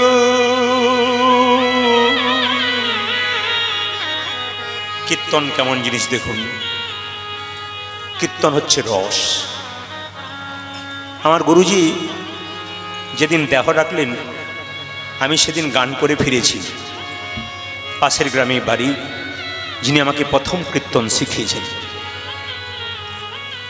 তিনি গুরুমাকে বললেন আমার বাবাকে একবার ডেকে দাও। আমি গান করে দেখা করতে গেলাম, তখন যিনি আমাকে প্রথম হাতে খড়ি দিয়েছেন শক্তিপদ দাস মহাশয় মৃত্যুর সঙ্গে লড়াই করছেন। আমি গিয়ে প্রণাম করলাম, কোনো কথা বলতে পারল না, শুধু আমার মাথায় হাত দুটো রাখল। সেদিন বুঝলাম গুরুজির আশীর্বাদ আমার আছে। এই কীর্তন গানে আসার পর বহু মানুষের সঙ্গ আমি পেলাম। এই মুর্শিদাবাদের মাটিতে প্রথম আমি গান করেছিলাম ডাঙ্গাপাড়া। যেখানে আমার বাবা ছিলেন অনিল মণ্ডল মহাশয়, যিনি আমাকে প্রথম দেখার পর বলেছিলেন, আমার 4টে ছেলে 4টে মেয়ে, হ্যাঁ মেয়ে ছেলে আমার তো অনেকগুলি আছে বাবা, তুমি আমার একটি ছেলে। তিনি আমাকে সব জায়গায় গিয়ে ভালো ভালো তত্ত্বকথা কাগজের মাধ্যমে দিতেন এবং তিনি বারবার আমাকে বলতেন, তোমাকে বড় হতে হবে, অনেক অনেক বড় হতে হবে, অনেক মানুষ তোমার জন্য গান শোনে। ওনারই ছোট কন্যা এখানে আমাদের আছেন, আমার বোন, আমার ছোট বোন কীর্তন শুনতে এসছে, এই লালগোলাতেই বাড়ি। তো এই আশীর্বাদ আমি ওনার কাছ থেকে প্রথম পেয়েছিলাম। এরপরে যে কীর্তনিয়া উঠবে বিশাখা মণ্ডল, এই মেয়েটির যিনি বাবা তিনি একজন ভালো কীর্তনিয়া ছিলেন। প্রথম যখন মুর্শিদাবাদে গান করতে আসি তখন আমার খুব অভিজ্ঞতা ছিল না, খুব কম বয়সে, খুব লীলা জানতাম না। তখন উনি বললেন, বাবা এই লীলাটা তোমাকে দিয়েছে, এমন আমি তো জানি না এটা, বলছে আমি তোমাকে বলে দিচ্ছি তুমি এটা করো, নিশ্চয়ই তুমি করতে পারবে। তো ওটা আমি 1 ঘন্টার মধ্যে মুখস্থ করে লীলাটা করেছিলাম ডাঙ্গাপাড়াতে। সবাই খুব খুশি হয়েছিলেন, উনি আমাকে আশীর্বাদ করেছিলেন যে এত তাড়াতাড়ির মধ্যে 1 ঘন্টার মধ্যে পড়াশোনা করে লীলাটা তুমি 4 ঘন্টা করলে। খুব খুশি হলাম আমি। ওনারও আশীর্বাদ, যিনি বিশাখা আসবেন ওনার বাবা আমাকে খুব আশীর্বাদ করে গেছেন, অনিল চন্দ্র মণ্ডল মহাশয় করেছেন, আমার মাও ওনার মা। তো আমার এই কীর্তন জগতে আসাতে বহু বহু মানুষের সঙ্গ করলাম, তাদের আশীর্বাদ আপনাদের চরণের ধুলি অবশ্যই থাকবে যেন। আমার বাবা আমাকে, আমার যিনি জন্ম দিয়েছেন তিনি বাবার ডাক্তার ছিলেন, তিনি চিকিৎসা করতেন। বলতে আমি কীর্তন খুব একটা বুঝি না, তবে এটা বুঝি বাবা যে বাচ্চা ছেলে যখন তেতো ওষুধ খেতে চায় না তখন চিনি মেশাতে হয়। তুই কীর্তন করবি, শাস্ত্রের কথা বলি, একটু বাস্তব কথা বলবি, দেখবি মানুষ খুব সুন্দর লুফে নেবে। এই জন্য প্রথম কীর্তন করার পর আমি শেখার পর আমার বাবার মাকে বসাতাম। বাবা খুব শিক্ষিত লোক, মা খুব সরল। আমি বাবাকে গল্পটা শোনাতাম, বাবা বলতো এই দেখ ভাষায় ভুল হলো কিন্তু ঠিক করে নিবি। আর মা বলতো হ্যাঁ আমি একবার পরিষ্কার বুঝতে পেরেছি। এমন তুমি যদি বুঝতে পেরেছো তাহলে বাকি কেউ থাকবে না, সবাই বুঝতে পারবে। ওই জন্য সহজ সরল ভাষায় আপনি চেষ্টা করি, সবাই শুনবেন। ছোট্ট রঘুনন্দন কেঁদে কেঁদে বলে, ও গো গোপীনা চন্দন কেনারে পয়সা নাই বারই, ভক্তি চন্দন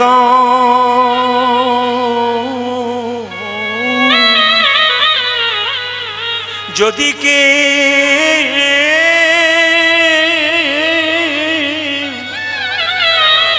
যদি কেউ ভক্তি চন্দন